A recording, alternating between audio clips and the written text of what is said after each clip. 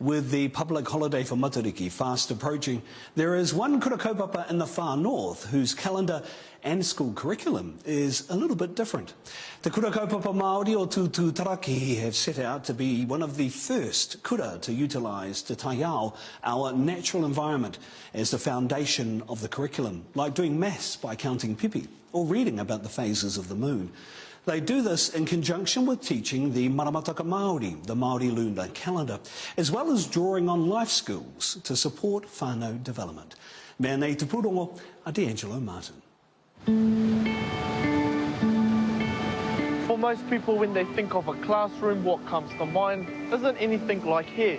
But for te Kura Kaupapa Māori o Tūtūtarakihi, this is their classroom.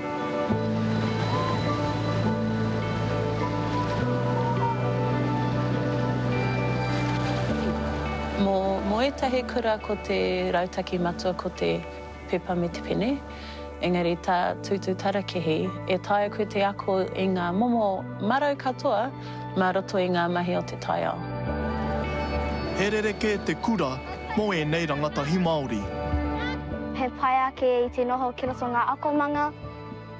Pēra ka haere mātou ki te kohi pipi, te kake hoiho.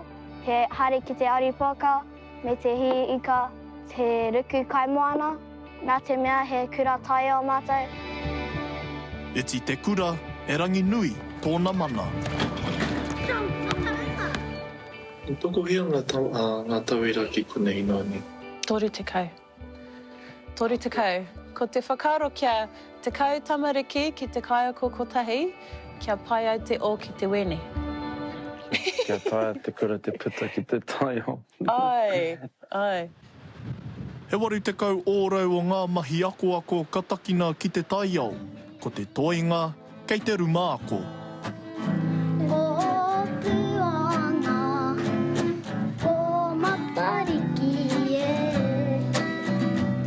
I roto i tēnei kura horikahi wahanga tahi rua tori wha, e whai ana mātou i ngā tohu o te taiao, ngā āhuatanga o te taiao, nō reira ko ke te rau, wahanga o te raumati, e haere tonu ana te kura, horikahi wā hororei, potonoi ho te rāua. Ka hiki te kura i te wāhanga o te takurua, ngā wero o te hotoke. Koera te wā ka hiki te kura i whāwiki. Whitu tau ki muri mō te toko rua nei mō Wikitana Popata raua ko Rangimarie Pomare, he moi a nahe tēnei. Nō reira, ko tēnei mahi, te huri ki te ao Māori, te hoki ki te ao Māori, me ata haere. Ko te papa o te kura mā te maramataka Māori rātou e tohu, e haere ngātahi ana te hononga o te marama ki te oranga o te tangata. Ia te rā ka pānui, ka ako ngā tamariki i ngā kōrero mo te marama, tētahi atuahanga o te kura mō ngā te taha hararei, e korenga no mātou te aro ki te krihi mete me te tauhau Pākehā, nō reira ka aro tūturu ki te maramataka, ko te mutunga tau tēnei mō mātou o te rā tātou, te Māori. He rangi kia tau te manu ki tōna tāhuna, he pakeke, he ua. I te whakaite tā huhu mātauranga ki wā koutou prene? Ka hore. Te timatanga ka. Ai. Tā rātou kia mātou i taua wai te oroko timatanga e hara tēnei te kura o te ao hau. Ki mai te kaihautu o te tāhuhu o te taitokerau. Kia kaua e hakatu i tō kura. Kia hoki o mātua me o rātou tamariki ki o rātou kāinga māku e haina i ngā mea te noho a kāinga. Kia noho te kura kāinga. Pakeke rawa e hoa mai te timatanga. Toru tekau, whātakau tau, e pēnei tonu ana o rātou tukanga, kāre he paku aro mai ki te Māori, kia whanake te Māori i tōna Māoritanga. Kei hai te tāhuhu o te mātauranga i tautoko kia noho te kura ki ngā huihuinga o te marae, mea ke mātou he rā kura a Waitangi. Nō reira, nui te tuki o te whakaaro Māori, me ngā aupehi o te tāhuhu o te mātauranga. Me nā hihi ana koe hei tū koe, hei uru koe ki ngā Ropi Warriors. E taia hoki e koe.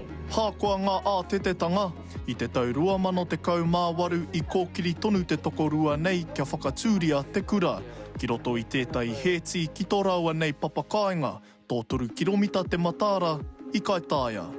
E te timatanga e hoa, pata ana te ua I roto I te whare, o mana ngā kiore, e ngā wā o te marangai, e mau ana o mauaha, ka pai tonu mātai.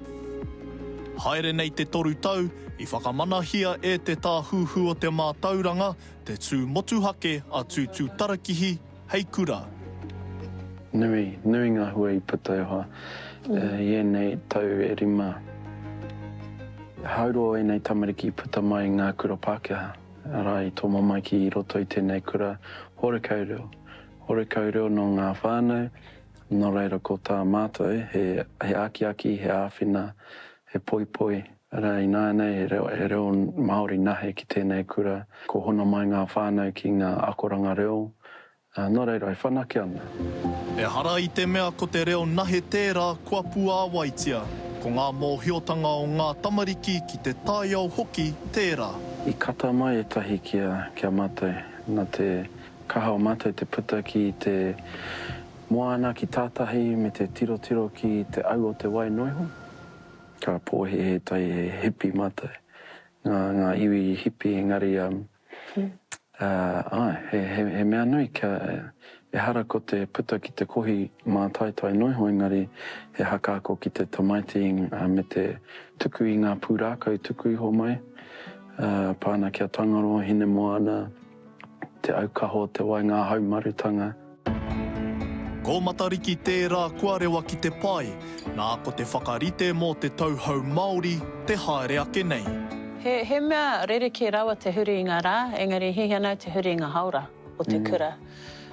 Ngā marama oho ata, me taimai ngā tamariki I aua haura, aua rā kore, me rereke ngā aronga I aua rā, no reira me huri te whakaaro mai te iwa ki te toru, mane ki te praere, koira te pai tawhiti kiau.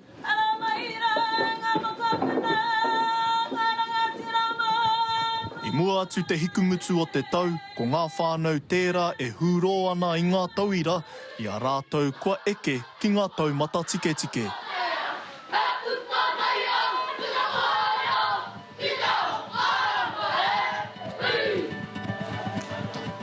E tino marei kura mo te whānau, he kōtiro kaha ki te kaha te ao Māori, te marae, he kōtiro marae ia.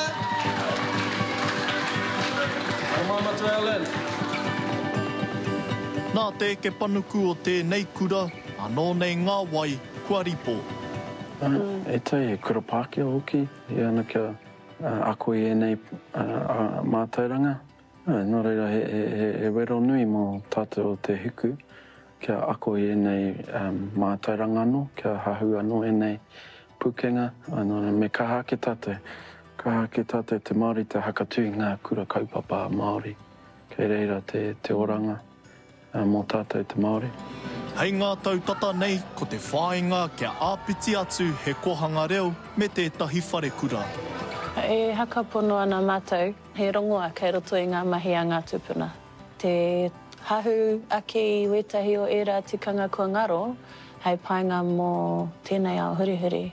Menei te tino ora tātou te whai I tērā atu huarahi, ka whai tonu engari, hore kauhi oranga mo te iwi Māori I te noho pohara, māwiwi tātou. Nō reira, ko koia tēnei ko tētahi huarahi hei whakahoki mai te ora ki tō tātou iwi.